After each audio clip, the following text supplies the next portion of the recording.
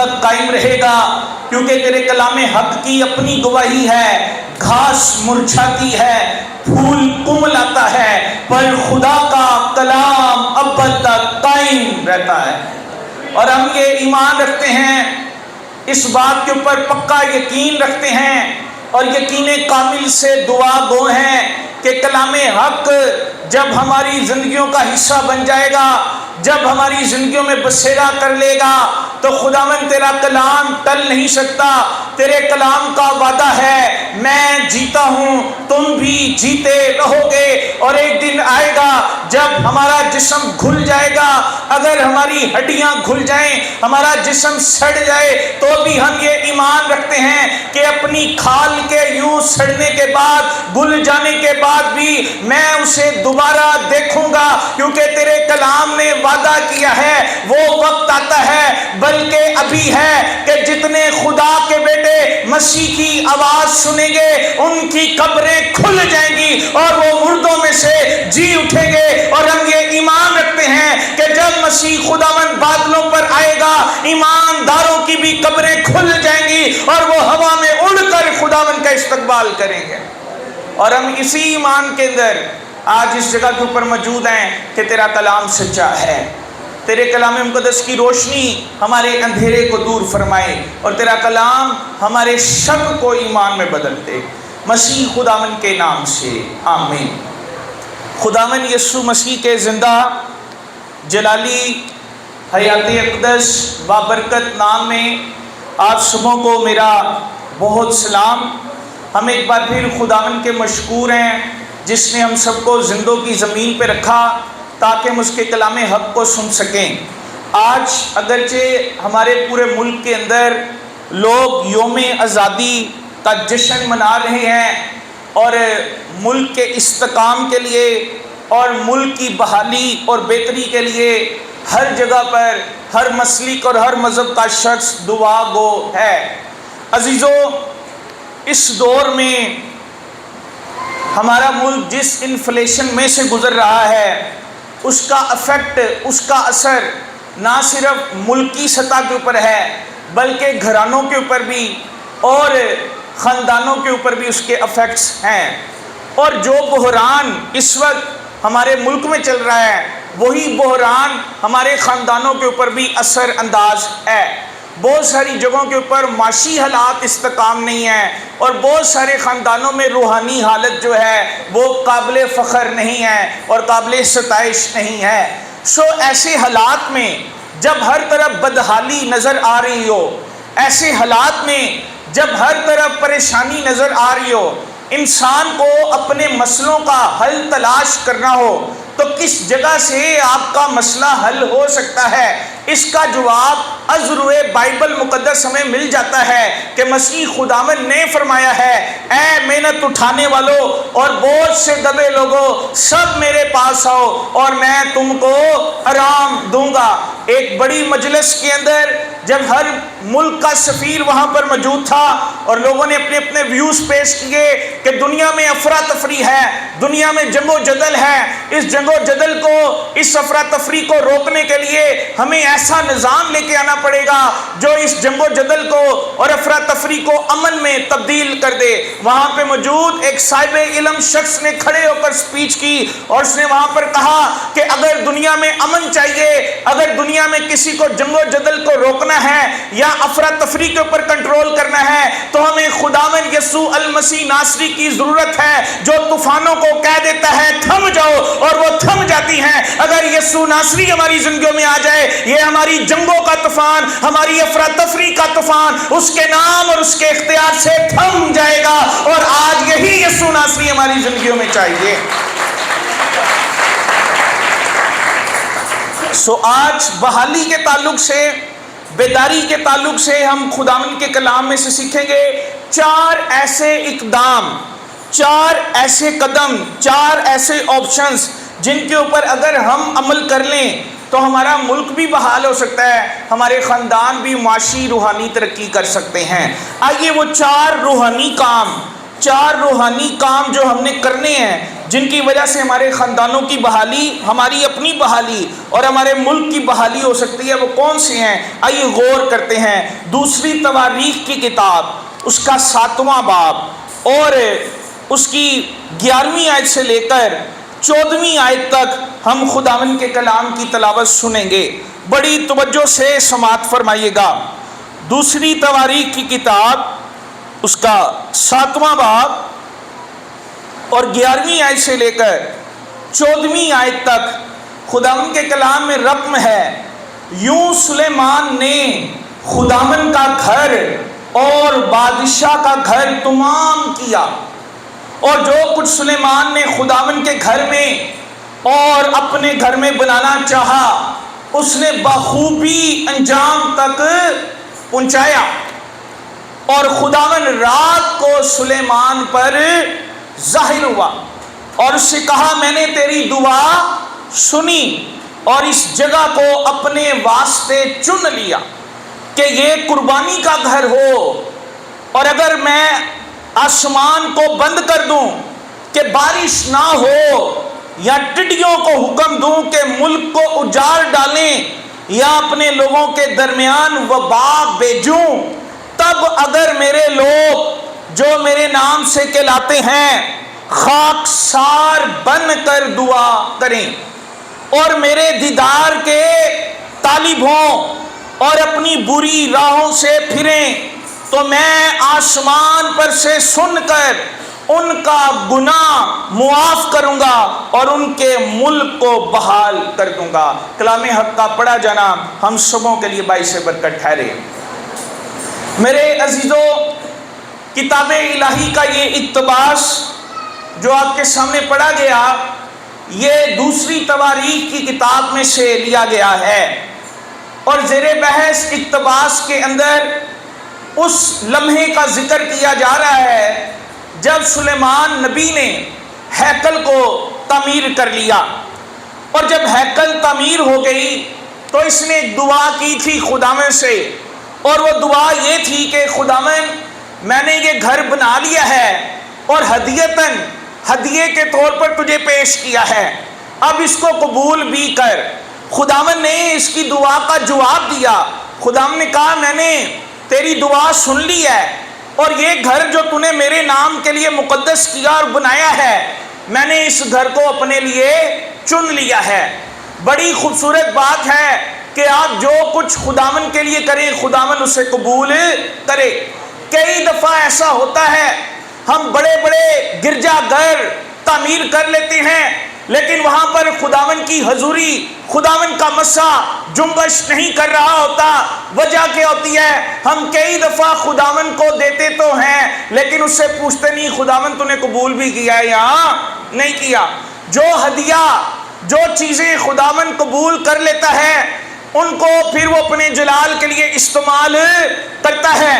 خداوند نے سلیمان سے کہا، میں نے تیری دعا سن لی ہے، اور میں نے اس جگہ کو جو تو نے مقدس کی بنائی، میں نے اپنے نام کے لیے چن لیا ہے، اور جو کوئی شخص یہاں پر قربانی کرے گا میں وہ قربانی قبول کر لوں گا۔ اگلی آیات میں یہ بھی لکھا ہے کہ جو کوئی اس گھر کی طرف منہ کر کے دعا بھی کرے گا میں اس کی دعا بھی قبول کر لوں گا۔ ہلیلویا۔ جب خداوند چیزیں قبول کرے تو پھر خداوند اپنا جلال ظاہر کرتا ہے۔ کئی دفعہ ہم خداوند کو دینے میں اس قدر قاصر ہو جاتے ہیں اور اس قدر نااہلی کا اظہار کرتے ہیں کہ جو اسے دینا ہوتا ہے اور جو اسے پسند آنا ہوتا ہے وہ چیز پیش نہیں کرتے ہیں۔ ابراہیم سے خداوند نے اس لیے کہا کہ جو تجھے سب سے زیادہ چیز پسند ہے وہ مجھے دے، اور خداوند کے کلام میں رقم سوال مشکل تھا، لیکن آفرین ہے ایمان کے اس شخص کے اوپر، ایماندار پر، جس نے اپنے بیٹے کو بھی خداوند کے رستے میں قربان کرنے سے انکار نہیں کیا۔ آگے رقم ہے، بڑا خوبصورت آیات ہیں۔ آگے رقم ہے، خداوند نے کہا کہ اگر میں آسمان کو بند کر دوں، یعنی خداوند نے کہا کہ اگر میرا فیصلہ ہو، خدا کہہ رہا ہے کہ اگر میں اپنے حکم سے آسمان بند کر دیتا ہوں اور تمہارے ملک میں بارش نہ ہو، اور تمہارے ملک میں بارش نہ ہو، اور ٹڈیوں کو حکم دوں کہ ملک کو اجاڑ ڈالیں، کہ بارش اجاڑ ڈالیں یا اپنے لوگوں کے درمیان وبا بھیجوں. وبا ہے بیماری. اور آپ نے دیکھا ہوگا کہ کووڈ آیا اور کرونا کے ڈیز میں ابھی بھی بہت سارے وکٹمز ہیں, اور کرونا کے ڈیز میں ہم نے دیکھا کہ ہم ایک دوسرے سے پرہیز کرنا شروع ہو گئے. وبا آ گئی خاندانوں کے اندر. لوگوں نے عزیز آنے گھروں میں تو انہوں نے کہنا باہر رک جائیں, پہلے سینیٹائز ہو کے آئیں. اور کئی عزیز تو بیچارے ناراض بھی ہو جاتے تھے کہ پتہ نہیں ہم سے پرہیز کرتے ہیں. لیکن ہم سب اس وقت کرونا میں وبا سے ڈرے ہوئے تھے. ہماری اپنی جیبوں میں سینیٹائزر ہوتا تھا, اتنا کھانے پہ خرچہ نہیں تھے لوگ کرتے جتنا سینیٹائزر کے اوپر خرچہ کرتے تھے. ڈرے ہوئے تھے وبا سے, اور گھروں کے اندر لوگ چھپ رہے تھے. اور یقین کیجئے ایک شخص نے پھر ٹی وی کے اوپر بھی پیغام دیا. اس نے کہا یہ سینیٹائزر آپ کو نہیں بچائے گا, یہ آپ کی دوائیاں آپ کو نہیں بچائیں گی. پورے ملکوں کے اندر جہاں جہاں لوگ موجود ہیں, ایماندار موجود ہیں, اس نے کہا آؤ گھٹنوں کے بل ہو جائیں. جیسے نینوا کے لوگوں نے خداوند سے فریاد کی, آؤ فریاد کریں, خدا وبا کا رخ موڑ دے گا. اور خدا کا شکر ہو ایمانداروں کی دعاؤں کے وسیلہ سے ہم سب یہاں پر زندہ ہیں. آئیے برے کے لیے زوردار تالیاں بجائیں. اور آگے خداوند نے فرمایا وبا بھیج دوں, حالات بگڑ جائیں, ملک تباہی کا شکار ہو جائے, بارش نہ ہو, ٹڈیاں ملک کو اجاڑ ڈالیں, تو آپ نے کیا کرنا ہے کہ ساری چیزیں بحال ہو جائیں. سب سے پہلی بات بتائی, تب اگر میرے لوگ جو میرے نام سے کہلاتے ہیں خاکسار بن جائیں. کیا کریں جی؟ نمبر 1 خاکسار, حلیم ہو جائیں. وہ دعا قبول نہیں ہوگی جو حلیمی کے ساتھ نہیں ہوگی. اور بائبل مقدس میں رقم ہے مبارک ہے وہ جو حلیم ہے, کیونکہ وہ زمین کے, مبارک ہیں وہ جو, میرے ساتھ کہیے, مبارک ہیں وہ جو حلیم ہیں کیونکہ وہ زمین کے وارث ہوں گے. حلیم ہوں گے, زمین کے وارث ہوں گے, عاجز ہوں گے. خداوند آپ کو توفیق دے گا. بائبل مقدس میں آیت لکھی ہوئی ہے, خدا مغروروں کا مقابلہ کرتا ہے پر فروتنوں کو توفیق بخشتا ہے. مغروروں کا خدا مقابلہ کرتا ہے, فروتنوں کو توفیق بخشتا ہے. اور وہ مغرور بن کر میدان جنگ کے اندر اترا. اس نے کہا میرا قد بہت ہے اور میرے پاس تلوار, برچھی, بالا سب کچھ ہے, اور میں نے اپنے اوپر پیتل کا لباس پہنا ہوا ہے. مجھے اگر انہوں نے تلواریں بھی چلائیں تو تب بھی مجھے کاٹ نہیں پائیں گے. لیکن اسے معلوم نہ تھا کہ جو ہم نہیں کر سکتے وہ ہمارا خدا کر سکتا ہے. اور جو چیز ایمانداروں کے نزدیک ناممکن ہوتی ہے خدا اپنی قدرت کے وسیلہ سے اسے ممکن کر دیتا ہے. اور بائبل مقدس میں رقم ہے, اس نے داؤد نبی سے سوال کیا. اس نے کہا کیا تو مجھے جانور سمجھ کر اپنے ساتھ پتھر لے کر آیا ہے؟ تو نے مجھے جنگلی جانور سمجھا ہوا ہے کہ تو پتھر مارے گا اور میں یہاں پر ڈیر ہو جاؤں گا. تیرے پاس کوئی تلوار نہیں ہے, تیرے پاس کوئی بالا نہیں ہے, تیرے پاس کوئی جنگی سامان نہیں ہے, تو مجھ سے جنگ کیسے کرنے آ گیا؟ اور داؤد نبی کا جواب بڑا حیران کن تھا. اس شخص نے, اس ایماندار نے, خدا کے بندے نے جواب دیا. اس نے کہا تو بالے پر, برچھی پر, تلوار پر, قد پر بھروسہ کرتا ہے, لیکن جو تیرے سامنے کھڑا ہے یہ اگرچہ دکھتا بچہ ہے لیکن میرے پاس بالا نہیں ہے, برچھی نہیں ہے, لیکن میں اپنے یہوہ کے نام سے جنگ کرنے کے لیے اترا ہوا ہوں, اور آج کی دن میں تیرا سر تیرے تن سے جدا کر دوں گا. ہم کئی دفعہ زندگی میں کوشش کرتے ہیں کہ بڑے کام کرنے کے لیے کوشش کرتے ہیں, سوچتے ہیں کہ میرے پاس بڑے وسائل ہوں گے پھر ہوگا. لیکن مجھے یاد ہے ایک دفعہ ایک جگہ کے اوپر بیٹھے ہوئے ایک بہت بڑا آفیسر بیٹھا ہوا تھا, اور اس کے پاس ایک غریب آدمی آیا, اور میں نے اس غریب شخص کا آنا دیکھا.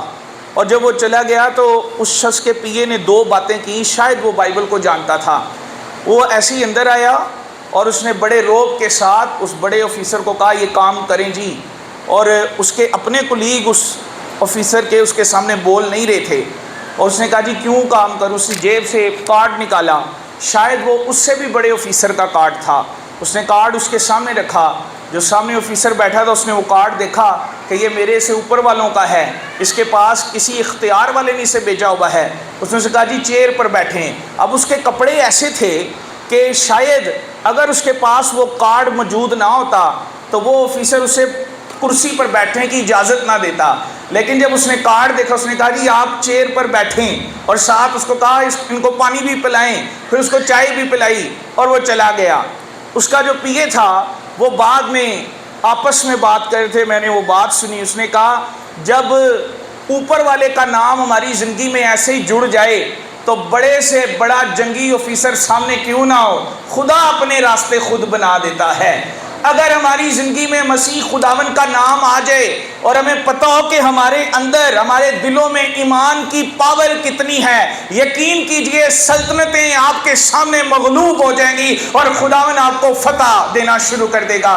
پالوس رسول کو اسی طرح ایک دفعہ بڑے فوجی افسر کے سامنے پیش کیا گیا اور وہاں پر سبھی اس کے خلاف تھے، اور جب اس سے سوال کیا گیا تو اس نے کہا کہ میں مسیح کا انجیل میں جکڑا ہوا ایلچی ہوں، اور پھر اسے پکڑ کر روم کی طرف لے کر جانے لگے، اور راستے کے اندر بحری بیڑے کے اندر طوفان آ گیا، بحری بیڑا تباہ ہو گیا، جہاز تباہ ہو گیا، اور جو سپاہی تھے انہوں نے کیا کیا، انہوں نے سب کا سامان پھینکنا شروع کر دیا اور انہوں نے تمام قیدیوں کو کھولا، انہوں نے کہا ہم سب بھی مر جائیں گے، تم لوگ بھی مر جاؤ گے، اور رقم ہے پالوس رسول وہاں پہ کھڑا ہو گیا، اس نے کہا کہ اے بھائیوں پریشان نہ ہو، خداون کے فرشتے نے مجھ سے بات کی ہے، اور اس نے کہا کہ چونکہ تو ان کے ساتھ اس بحری بیڑے کے اندر موجود ہے تو بھی جیتا رہے گا، اور تیرے ساتھ ان لوگوں کی جان بھی بخش دی گئی ہے۔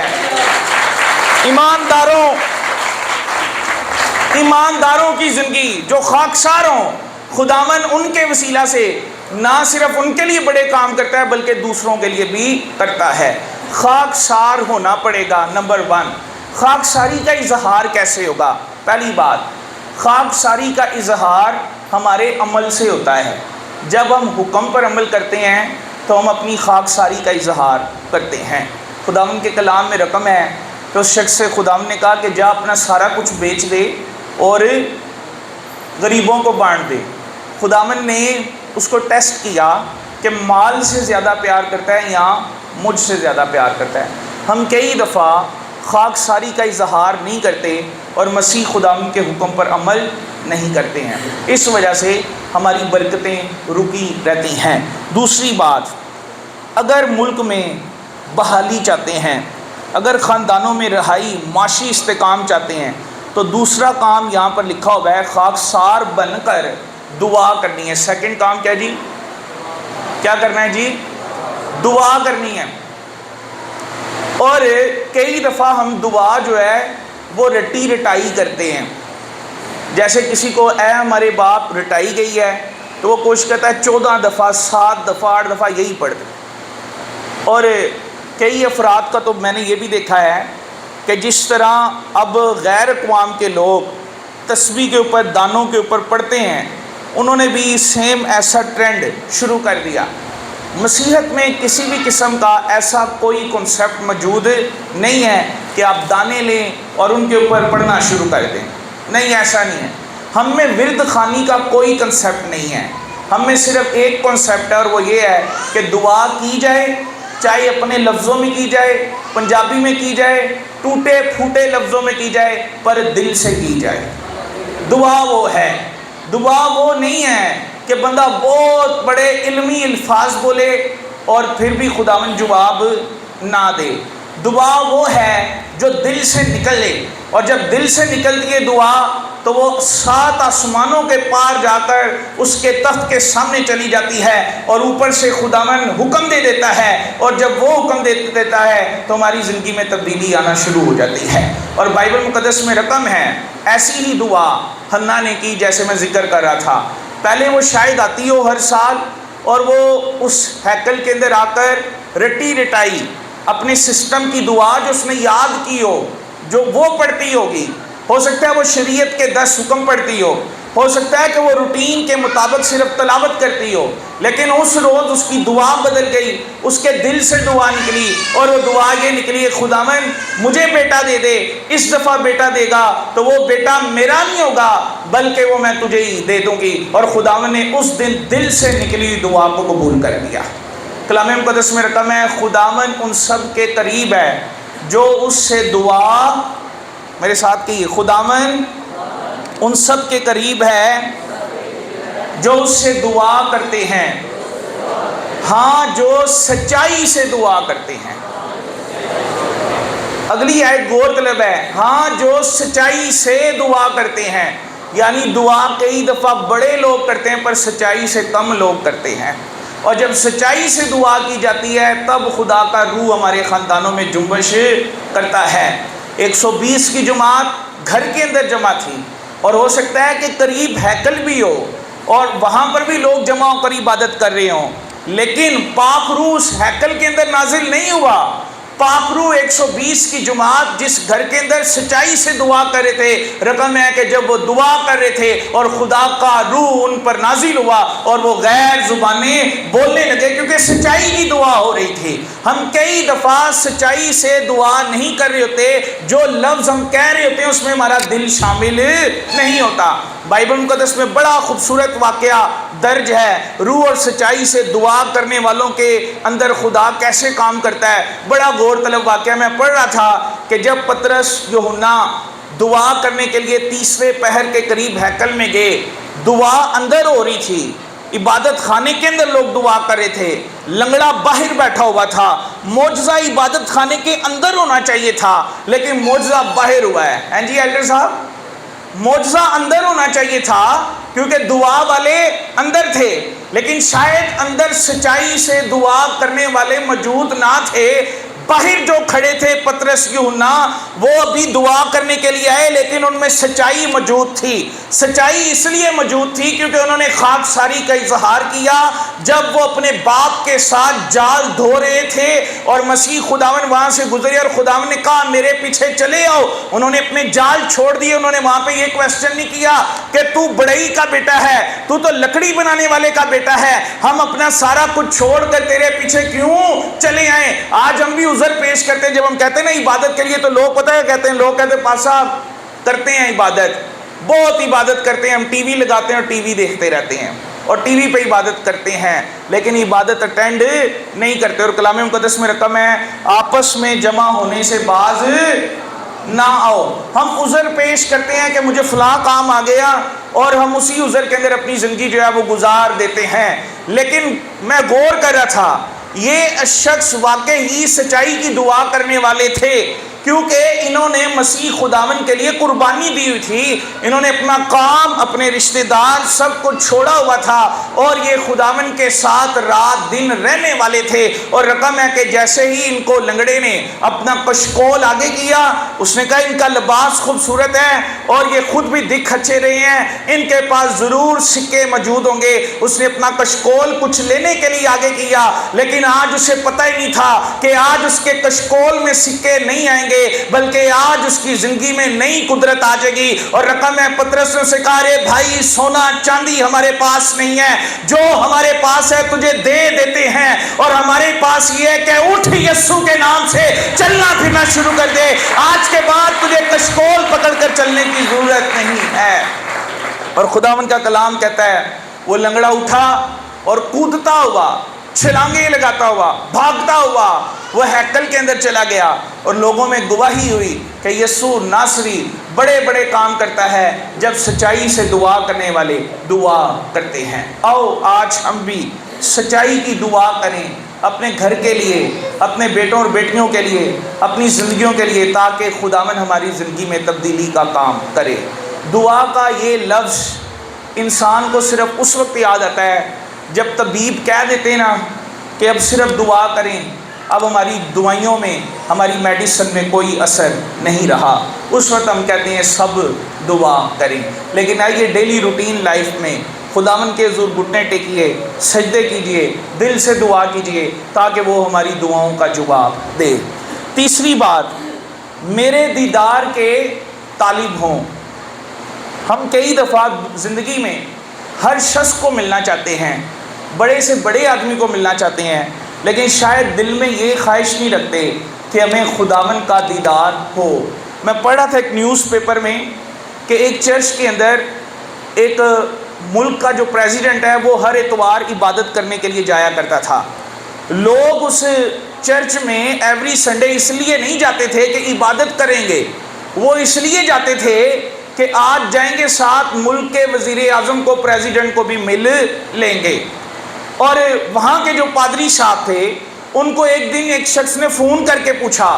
انہوں نے کہا پاسٹر صاحب آپ کو پتہ ہوگا کیا ملک کا وزیر اعظم یا صدر آج واقعی ہی چرچ اٹینڈ کرنے کے لیے آپ کے پاس آئیں گے؟ پادری صاحب نے خوبصورت جواب دیا اور پھر نیوز میں اس کو لکھا. انہوں نے کہا ارے بھائی مجھے یہ معلوم تو نہیں کہ پریزیڈنٹ آج چرچ اٹینڈ کرنے آئے گا یا نہیں آئے گا، لیکن مجھے یہ ضرور پتا ہے کہ بادشاہوں کا بادشاہ خداوندوں کا خداوند آج ضرور آئے گا. ہم کئی دفعہ چرچ کے اندر بھی آتے ہیں، عبادت کے اندر بھی آتے ہیں، اور ہم کئی دفعہ پلان کر کے آتے ہیں کوئی نہیں فلانا رشتہ دار بھی ہوگا ملاقات ہو جائے گی. اگر آپ صرف چرچ میں اس لیے آئے کہ آپ کو فلاں مل جائے، آپ کو فلاں سے ملاقات ہو جائے، آپ عزیز سے ملنے، آپ کا کوئی اور کام ہو، لیکن اس وقت آپ کچھ بھی حاصل کر کے نہیں جائیں گے. لیکن جب آپ عبادت میں اس لیے آئیں گے کہ آج آنکھیں بند کروں یا کھول کے رکھوں، اگر مجھے کسی کا چہرہ نظر آئے تو خداوند تیرا چہرہ نظر آئے، تو یقین کیجئے آپ کو اس کی حضوری محسوس ہونا شروع ہو جائے گی. ہیلیلویا. آئیے برے کے لیے زور دار تالیاں بجاتے.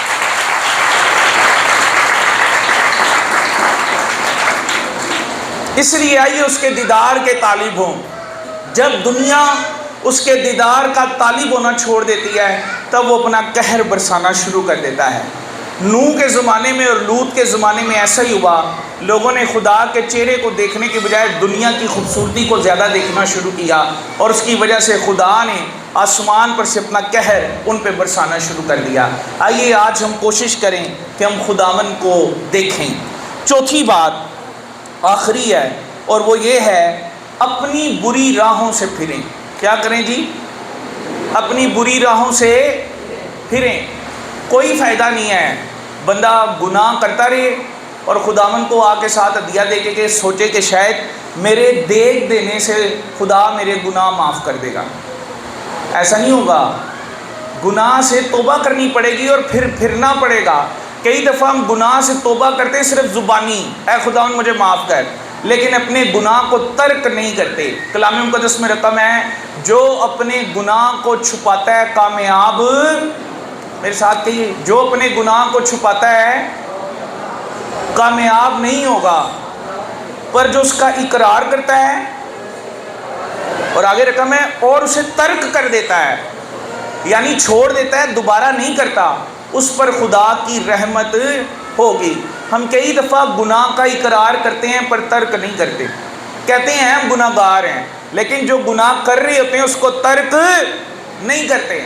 میں نے دیکھا کہ جو ڈرنک کرنے والے وہ کہتے ہیں ہمیں آئی گناہ گار ہیں پاس صاحب، اساں تے پتہ ہے سانو اساں خداوند دی حضوری چ نہیں جانا، لیکن ساتھ پیے بھی جاتے ہیں، ترک نہیں کرتے. آئیے گناہوں سے توبہ کریں، ان کو ترک کریں تاکہ خداوند ہمارے گناہ معاف کرے اور ہمارے ملک کو بھی بحال کرے اور اس کے ساتھ ہمارے خاندانوں کو بھی بحال کرے. آئیے اپنے سروں کو جھکاتے ہیں. اگر آپ نے آج تک اپنے خاندانوں میں بحالی نہیں دیکھی ہے، آپ نے آج تک اپنے خاندانوں میں رہائی نہیں دیکھی ہے، تو آئیے دعا کیجئے، خاکساری اختیار کیجئے اور اپنے خاندان کو بھی کہیے کہ خاکساری کے ساتھ دعا کریں، گناہوں کو ترک کریں اور خداوند کے دیدار کے طالب ہوں، تاکہ وہ آسمان پر سے ہماری دعا کو سن لے.